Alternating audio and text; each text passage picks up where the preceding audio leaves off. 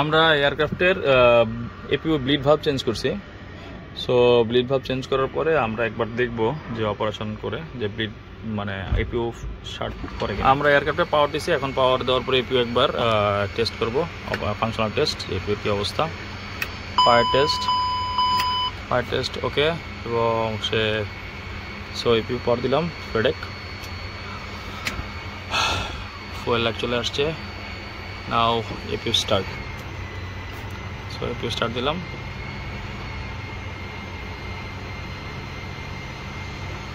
এপিও start করার পরে দেখি কি অবস্থা। সো আমরা এপিও স্টার্ট করার পরে 3 মিনিটের মতো অপেক্ষা করব গ্রাউন্ড পাওয়ার নেওয়ার জন্য। আপাতত আমার এপিও পাওয়ার নেওয়ার জন্য, আর গ্রাউন্ড পাওয়ার এখন অন আছে। সো এপিও পাওয়ার নেওয়ার সময় আমরা গ্রাউন্ড পাওয়ার অফ করে দিব। তো 3 মিনিট হয়ে গেছে। 3 মিনিট হয়ে যাওয়ার পরে এখন আমরা গ্রাউন্ড পাওয়ার অফ করে দিলাম। গ্রাউন্ড পাওয়ার অফ করে দেওয়ার পরে গ্রাউন্ড পাওয়ার চলে গেছে। আমরা এপিও পাওয়ার নেব। হ্যাঁ, এপিও পাওয়ার নিছি। এপিও পাওয়ার 2 মিনিট পরে আমরা ব্লিড নেব। তো আমার প্রায় 2 মিনিট হয়ে গেছে। এখন অবস্থা হচ্ছে রিসার্ভ ফ্যান আছে অফ, 2টা ব্লিডই আপনার অটোতে আছে।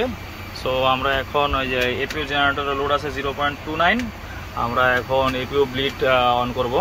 ব্লিড অন করার পরে আমরা দেখব যে আসলে এপিও শার্ট করে কিনা, এবং ফ্লোর কি অবস্থা। ফ্লোর অবস্থা হচ্ছে ফ্লো খুবই স্মুথ, কোনো ধরনের ভু করে যে অতিরিক্ত ফ্লো আসে তারপরে বন্ধ হয়ে যায় এরকম কোনো কিছুই আমরা পাই নাই।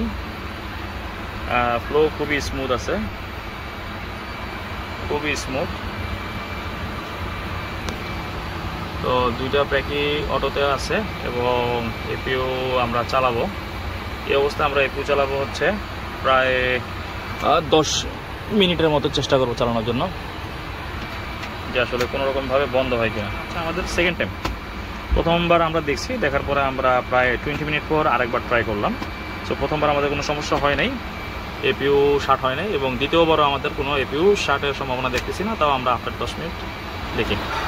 আমরা প্রায় 10 মিনিটের মতো এপিও রান করলাম, এবং ইন দ্য মিন টাইম আমরা এপিও ব্লিড ভালভের লিকটাও চেক করলাম। এখানে কোনো ধরনের লিক নাই। তখন রিসার্ভ ফ্যান অফ ছিল। আমরা রিসার্ভ ফ্যান দেওয়ার পরে ফ্লোটা কেমন বাড়ে সেটা দেখতে চাই। রিসার্ভ ফ্যান দেওয়ার পরে প্রচণ্ড পরিমাণের ফ্লো মাশাআল্লাহ খুবই ভালো। আমাদের টেম্পারেচারের অবস্থা, কেবিনটা টেম্পারেচার নেমে গেছে আপনার 10-এর নিচে, আর ফ্লাইট ট্যাগের টেম্পারেচার নেমে গেছে 5-এর কাছাকাছি, আর কেবিন টেম্পারেচার এখন আছে হচ্ছে 21-এর মতো। আমরা এখন অফ করে দেবো আর কি। ধন্যবাদ। এপিও সেকেন্ড টাইম আমাদের কোনো ধরনের প্রবলেম করে নাই, ইনশাল্লাহ আগামীতে প্রবলেম করবো না। আসসালামু আলাইকুম।